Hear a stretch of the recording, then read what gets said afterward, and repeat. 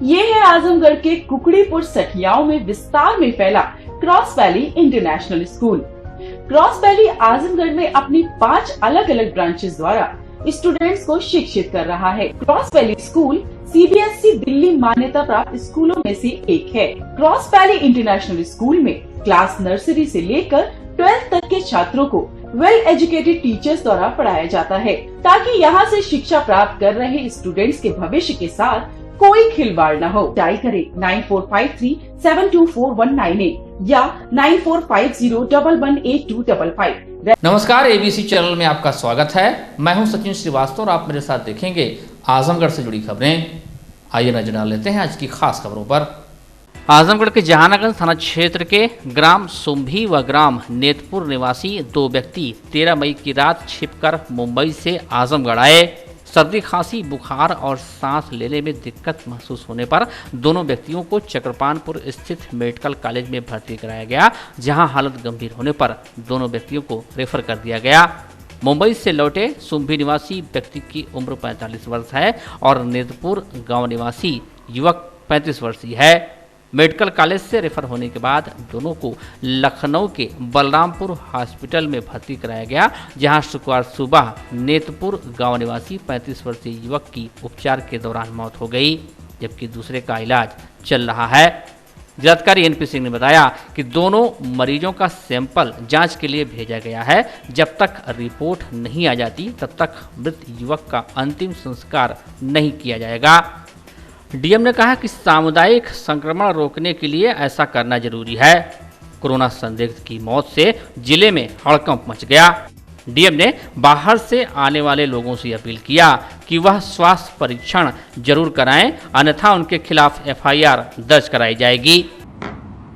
दुखद विषय ये भी है कि मुंबई से आए हुए 13 तारीख को 2 व्यक्ति ट्रक से आए थे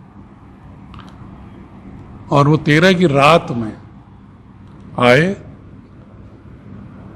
उनके अस्वस्थता की स्थिति में उनको 14 की सुबह राजकीय मेडिकल कॉलेज परीक्षण के लिए गए। उनकी स्थिति में गंभीर देखते हुए मेडिकल कॉलेज ने उनको दाखिल कर लिया और इसके बाद उपचार के बाद उनको हायर सेंटर रिफर किया गया। दोनों अलग अलग आए थे मुंबई से। एक व्यक्ति सुंभी के थे और एक व्यक्ति नेतुर गांव है जहानागंज का। उसमें से एक व्यक्ति की आज हायर सेंटर बलरामपुर अस्पताल जब गए थे लखनऊ, तो मुझे अभी सूचना मिली है कि दूरभाष पर कि उनकी डेथ हो गई है। मेडिकल कॉलेज ने कल उन दोनों लोगों का सैंपल भेजा था गोरखपुर। अभी रिजल्ट प्रतीक्षित है, रिजल्ट नहीं आया है सैंपल का। मैंने आदेश किया है कि जो एक व्यक्ति की मृत्यु हुई है उसके परिवार के साथ जिलाधिकारी होने के नाते पूरी संवेदना व्यक्त करता हूं और ये आदेश भी किया हूं कि जब तक सैंपल का रिजल्ट नहीं आ जाता है तब तक उसकी कोई अग्रेतर दाह संस्कार, पोस्टमार्टम आदि ना हो। और यदि रिपोर्ट निराशाजनक आती है तो जो प्रोटोकॉल है दाह संस्कार का स्वास्थ्य विभाग का, उसके अनुसार ही किया जाए। इसलिए यह परिवार वालों को तकलीफ हो सकती है, लेकिन हमने सामुदायिक संक्रमण रोकने की दृष्टि से यह आवश्यक है, इसलिए कदम उठाया है। राज्य सरकारों की सहमति, मुख्यमंत्री जी बहुत सारे श्रमिकों को रेल और रोडवेज के माध्यम से ला रहे हैं। इसके अलावा भी बहुत सारे लोग आ रहे हैं जो निजी साधनों से आ रहे हैं, ट्रकों से आ रहे हैं या लुका छिपी करके आ रहे हैं। उन लोगों से मेरा करबद्ध निवेदन है कि अपना स्वास्थ्य परीक्षण जरूर कराएं, अपने स्वास्थ्य के लिए अपने परिवार के साथ खिलवाड़ न करें। साथ ही उन परिवार के लोगों से मेरा आग्रह है कि अगर आपके घर पे कोई आता है तो आप ज़रूर MOIC को और SDM को सूचित करें, थाने को सूचित करें और स्वास्थ्य परीक्षण कराएं और जो स्वास्थ्य विभाग की जो राय हो उसके अनुसार कार्रवाई करें। यदि ऐसा नहीं किया जाता है तो सामुदायिक संक्रमण न फैले, इसके लिए मुझे बाध्य हो करके महामारी अधिनियम के अंतर्गत और डिजास्टर मैनेजमेंट एक्ट के तहत उस व्यक्ति के और परिवार वालों के विरुद्ध भी FIR दर्ज करानी पड़ेगी। मैं आग्रह कर रहा हूं कि ऐसी स्थिति न आए, क्योंकि परेशान होकर के आप खुद घर आ रहे हैं। इसलिए उचित होगा कि आप स्वयं घर इसीलिए आ रहे हैं कि आप सुरक्षित रहें, तो पहले स्वास्थ्य परीक्षण करा लें और स्वास्थ्य विभाग के प्रोटोकॉल को फॉलो करें। ये इजाज़त आपको नहीं दी जा सकती कि आप सामुदायिक संक्रमण को फैलाएं। इसके लिए मुझे विधिक कार्रवाई करना पड़ेगा।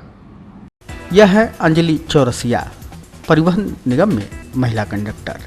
विभाग ने इन्हें आधुनिक लक्ष्मीबाई बना 6 महीने के बच्चे के साथ ड्यूटी पर लगा दिया। उनकी माने तो विभाग ने इनकी एक भी नहीं सुनी और बच्चे को घर छोड़कर लोगों को घर पहुंचाने की ड्यूटी थमा दी। सिधारी थाना क्षेत्र के हुसैनगंज की रहने वाली कंडक्टर मैडम जब बच्चे को लेकर ड्यूटी पर पहुंची तो हो हल्ला मच गया। विभाग की संवेदनहीनता पर लोगों का आक्रोश फूट पड़ा। हमको बुलाया गया ड्यूटी पे। यस। किस बस पर? UP 50F 3510। आपका बच्चा कितने साल का है? तो मैम ये बताइए कि 6 महीने का बच्चा है और आपको ड्यूटी लगाया गया, क्या किसी और अधिकारी से इसके बारे में बात हुआ कि नहीं? सर, हमारे इंचार्ज बोल रहे हैं कि 2 दिन ड्यूटी कर लो, बस में जाना जरूरी है, सभी लेडीज जा रही हैं। तो आपने बताया नहीं कि हमारे? बोली नहीं, छोटा बच्चा है मेरे पास, तो बोल रहे हैं कि घर पे छोड़ के आओ। अब घर पे छोड़ के आई थी तो रोने लगा है, तब मंगवाई बच्चे को। आप इस ड्यूटी से आपके घर वाले क्या कुछ कहा नहीं आपको? नहीं सर। इस कोरोना पीरियड में छोटे बच्चों को जो है घर से बाहर निकलना अलाउ नहीं है, तो आप कैसे बच्चों को लेकर जो है सफर कैसे करेंगी?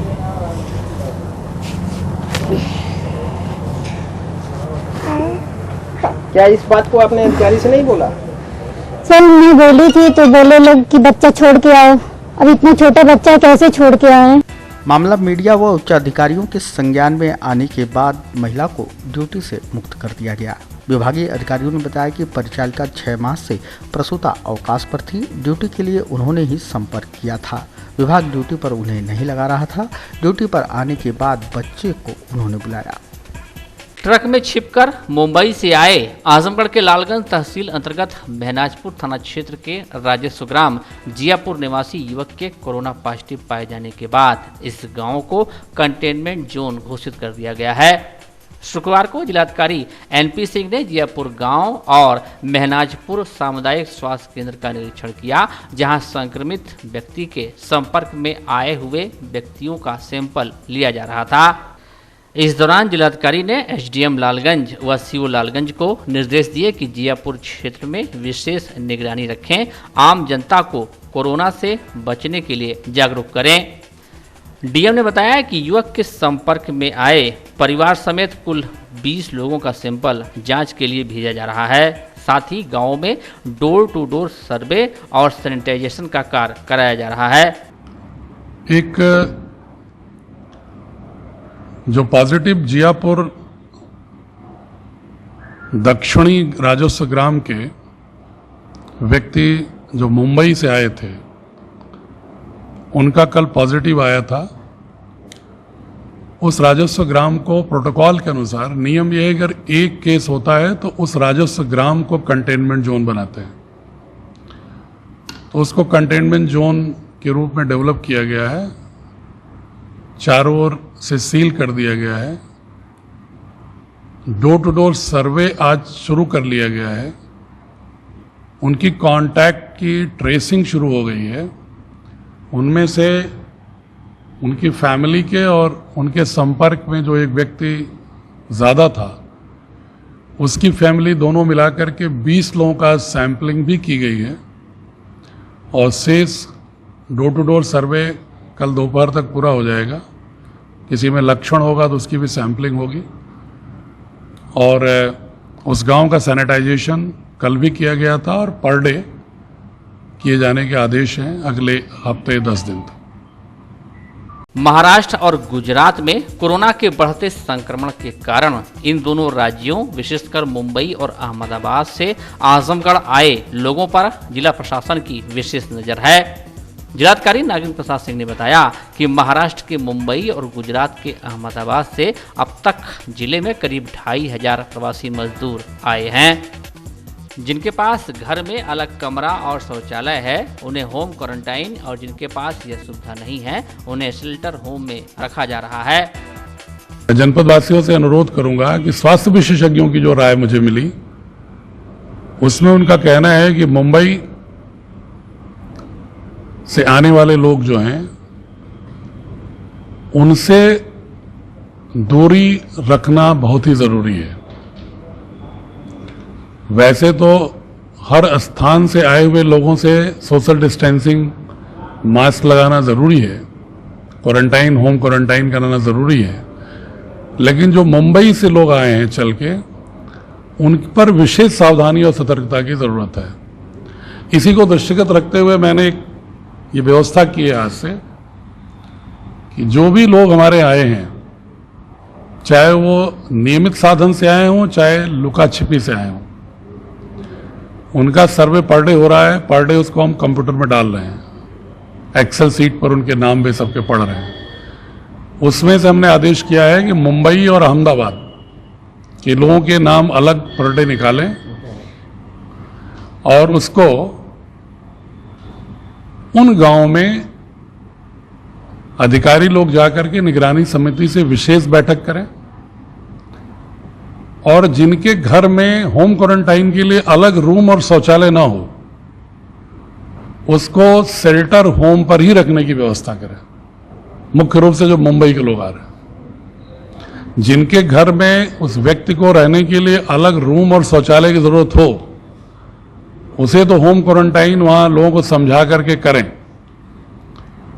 लेकिन जिनके घर में व्यवस्था नहीं है उनको समझा करके सख्ती के साथ उनको ताकि 8-10 दिन उनके लक्षण को जानकारी होने पर वॉच करके ऑब्जर्व करके फिर होम क्वारंटाइन किया जाए। उसका प्रोसेस शुरू कर दिया है सर्विलांस का कि मुंबई से कितने आए, अहमदाबाद से आए, ताकि उन पर हम विशेष निगाह रख सकें। तो हम चूंकि नाम उसके दर्ज करते हैं और एक छोटा सा सॉफ्टवेयर से प्लेस वाइज निकाल लेते हैं कि किस गांव के कहां कितने लोग आए हैं। तो जो हमें फिगर मिली है आज सुबह 6 बजे तक की, उसमें महाराष्ट्र से 1101 लोग आए हैं और जिन्होंने उसमें मुंबई नाम मेंशन किया है वो 429 लोग हैं और अहमदाबाद के 401 लोग आए हैं। बट मुझे ऐसा लगता है कि जो महाराष्ट्र के अन्य हिस्सों का भी नाम लिखा है 1101, मुंबई से आने वाले ही 1101 + 429 हैं। ये 1530 लोगों को जो मुंबई का मानते हुए और प्लस तहसीलों में जो लेखपालों ने बनाया है रिकॉर्ड, उनकी सूची के अनुसार भी मुंबई से लगभग 1000 लोग आए हैं। ये 2500 लोगों पर हमने आज ही सभी एसडीएम, तहसीलदार, बीडीओ को लगा दिया है कि इनके बारे में ये परीक्षण कर लें कि ये होम क्वारंटाइन हैं तो क्या वास्तव में प्रोटोकॉल के अनुसार उनके पास स्पेस भी है कि नहीं होम क्वारंटाइन। अगर होम क्वारंटाइन स्पेस नहीं है तो उनको शेल्टर होम ले आए। और तहसीलों पर 3 तरह के शेल्टर होम बनाए। पहला शेल्टर होम जहां पर रेलवे या रोडवेज से जो लोग नियमित साधन से आ रहे हैं उनको वहां पर ले जाकर 24 घंटे रोककर उनका स्वास्थ्य परीक्षण कराकर उनके साथ खाद्यान्न का किट दे करके उनको होम क्वारंटाइन भेजना। दूसरा ऐसे शेल्टर होम जहां पर लक्षण वाले पाए जाते हैं परीक्षण में तो उनको रोकना, जिनके सैंपलिंग होगी। तीसरा ऐसे शेल्टर होम जो मुख्यतः मुंबई या अहमदाबाद से आए हैं जहां पर वायरल ये कोरोना का इन्फेक्शन ज्यादा है, उनमें से जिनके पास घर नहीं है, स्पेस नहीं है होम क्वारंटाइन के प्रोटोकॉल के तहत रहने का, उसमें उनको रखने की व्यवस्था करना। आज हमने 3 तरह के शेल्टर होम की व्यवस्था कराई है और आज इसको हम सुनिश्चित कराएंगे ताकि जो हमारे भाई आ रहे हैं अगर उनको संक्रमण है तो उसमें हमें उनसे घृणा की जरूरत नहीं है। वो हमारे सहानुभूति और भावना के पात्र हैं क्योंकि हमारे जनपद के रहने वाले हैं। उनके साथ हमें बेस्ट ट्रीटमेंट करने की जरूरत है।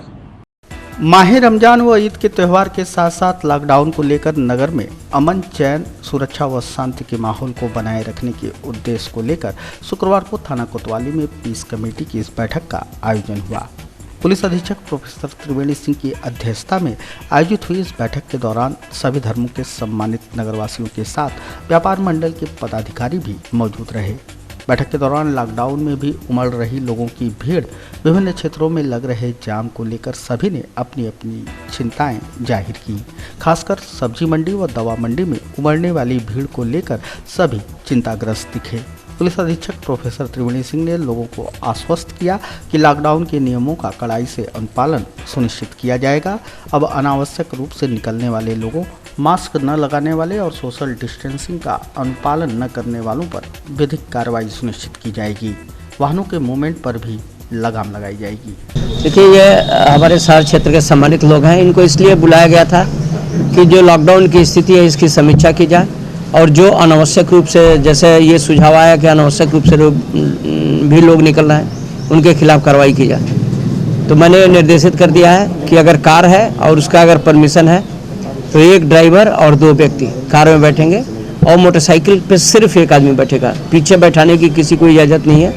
और अनावश्यक रूप से अगर दुकानों पे भीड़ लगा रहे हैं और सोशल डिस्टेंसिंग का पालन नहीं कर रहे हैं तो उनके खिलाफ मुकदमे भी कायम होंगे, उनके खिलाफ हर तरह की कार्रवाई होगी। नहीं, वो आवश्यकता अनुसार है कि अगर बहुत ही आवश्यक है तो इसका लिमिटेड वो भी परमिशन लेकर के जा सकते हैं। प्रधानमंत्री नरेंद्र मोदी ने मंगलवार को 20 लाख करोड़ रुपए के आर्थिक पैकेज की घोषणा की। कोरोना महामारी के बीच दुनिया का 5वां सबसे बड़ा पैकेज देने वाला देश भारत बन गया। प्रधानमंत्री ने कहा कि इस आर्थिक पैकेज में लैंड, लेबर, लिक्विडिटी और लॉ पर जोर दिया गया है। उन्होंने यह भी कहा कि यह आर्थिक पैकेज देश के किसानों के लिए है, मध्य वर्ग के लिए है और उद्योग जगत के लिए, जो देश को आगे बढ़ाने में मदद करेंगे। सवाल यह कि क्या इस महापैकेज का लाभ आम जनता तक पहुंच सकेगा? जनपदवासियों से जब इस मुद्दे को लेकर एबीसी चैनल ने बातचीत की तो उनका क्या कुछ कहना रहा, आप भी सुनिए। देश में वर्तमान जो गंभीर संकट सामने उपस्थित हुआ है कोरोना के कारण, उसमें जो सरकार ने सहायता दी है ये बहुत बड़ी सहायता है। इसके पूर्व में कभी ऐसी आपदा जो जहाँ तक मेरे संज्ञान में या मेरे होशो हवास में है नहीं आई थी और ये स्वागत योग्य कदम है और इस सहायता से हर स्तर के व्यक्ति को लाभ मिलेगा। और इसमें मजदूरों, प्रवासी मजदूरों और जो राशन कार्ड होल्डर हैं वो मजदूर जिनके पास राशन कार्ड नहीं है वो, और सबको लाभ मिलेगा। और बिना गारंटी के बैंक से ऋण देने की भी योजना इसमें सरकार ने की है। लेकिन मुझे थोड़ी सी आशंका है कि इसमें आमजन थोड़ा बैंकों में परेशान हो सकते हैं या इंडस्ट्री, उद्योग लगाने वाले क्षेत्रों में जो औद्योगिक नीतियां हैं प्रदेश की वर्तमान में, जो उनके नियम हैं बहुत पुराने हैं, उनको नवीनीकरण और संशोधन की बहुत नितांत आवश्यकता है। नहीं तो एक उद्योग लगाने के लिए आदमी फाइल लेके दौड़ता ही रह जाता है और अंत में परेशान हाल होकर छोड़ देता। बाहर के उद्यमी भी इसी कारण से इस प्रदेश में निवेश करने से घबराते हैं। और जैसा कि कहा है कि योगी सरकार ने, वो भी स्वागत योग्य है कि इस आपदा के बाद जो भी कैबिनेट बैठक होगी उसमें औद्योगिक नीतियों को संशोधित किया जाएगा, जो कि स्वागत योग्य है। ये बहुत बड़ी सहायता आम जनमानस को केंद्र सरकार ने दी है। बहुत बहुत बधाई है माननीय नरेंद्र मोदी जी को, माननीय योगी जी को। ये जो वो सरकार पैसा दे रही है, क्या ये कागजों में रह जाएगा कि आम जनता तक पहुंच पाएगा? जैसे सरकारी कागज में, आंकड़ों में दिखा देती है। अरे कागजों में रह जाएगा ऐसा मैं कैसे मान लूँ? अगर जनता थोड़ी जागरूक है, और जनता धीरे धीरे जाग चुकी है, सारी चीज़ें पारदर्शी हैं। अब ऑनलाइन बहुत से पेमेंट होते हैं, सरकारें भी अब सीधे खातों में ही पैसे डाल रही हैं। तो मुझे ऐसा नहीं लगता कि ये इसमें थोड़ी मोड़ी हीरा हवाली कहीं हो सकती है, लेकिन व्यापक स्तर में इसमें गड़बड़ी होने की कोई संभावना नजर नहीं आती है। आम जनता तक मध्य वर्ग तक ये सहायता पहुंचेगी? हाँ बिल्कुल, मुझे इसमें कोई संदेह नहीं है कि ये सहायता नहीं पहुंचेगी। देखिए, सरकार का जो भी एक मैनिफेस्टो आता है या जो भी सरकार की अपनी सेवाएं होती हैं, जैसे 20 लाख करोड़ रुपए का अगर उन्होंने पैकेज दिया है तो वो इस आपदा महामारी के तहत दिया है। इसको एक स्पेशलाइजेशन दिया है कि ये महामारी के तहत ही खर्च होगा, जिसमें सभी आपने अखबार में पढ़ा होगा, न्यूज़पेपर में हमारे पत्रकार बंधुओं ने निकाला था कुछ दिन पहले कि वेंटिलेटर के लिए या अन्य चीज़ों के लिए पैसे निर्गत कर दिए गए। तो जाहिर सी बात है कि प्राथमिक चीज़ों के लिए जब पैसे निर्गत हो रहे हैं तो अन्य चीज़ों के लिए भी पैसे निर्गत होंगे और इसका लाभ मध्यम वर्ग, निम्न वर्ग और उच्च वर्ग लगभग सभी को एक हिस्सेदारी के हिसाब से मिलना ही मिलना है, इतना है।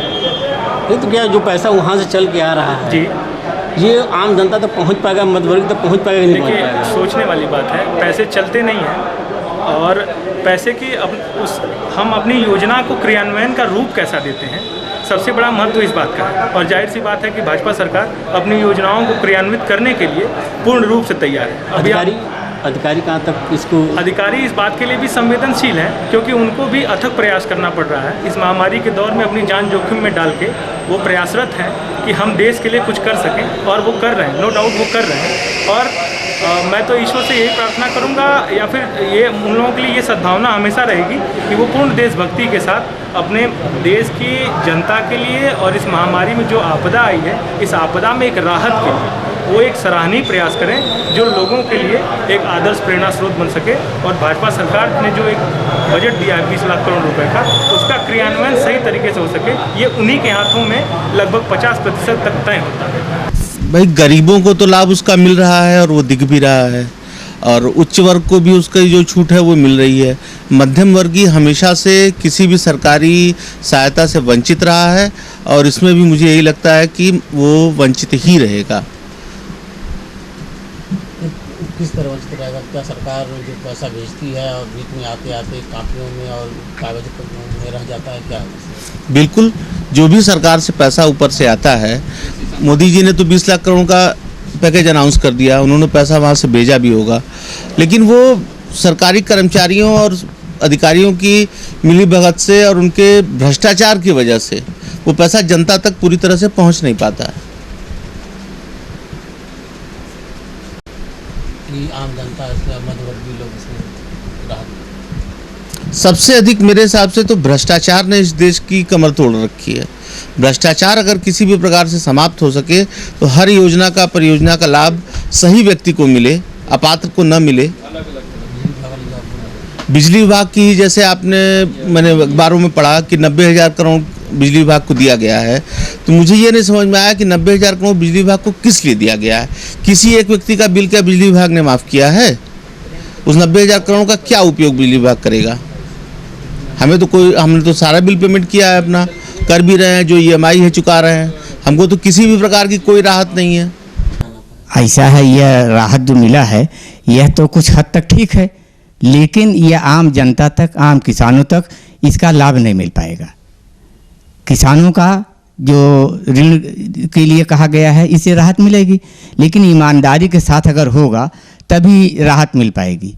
इससे किसानों को जैसा राहत चाहिए था, उनके खातों में 1,000 रुपया, 10,000 रुपया अगर दे दिया गया होता, इससे उनको ज़्यादा राहत मिल जाती। बहरहाल इससे भी राहत मिलेगी, लेकिन ईमानदारी अगर होगी तब, चाहे लघु उद्योग लगावे, चाहे कुटीर उद्योग लगावे, वह ईमानदारी के साथ, नहीं तो बैंकों का चक्कर लगाना पड़ेगा किसानों को।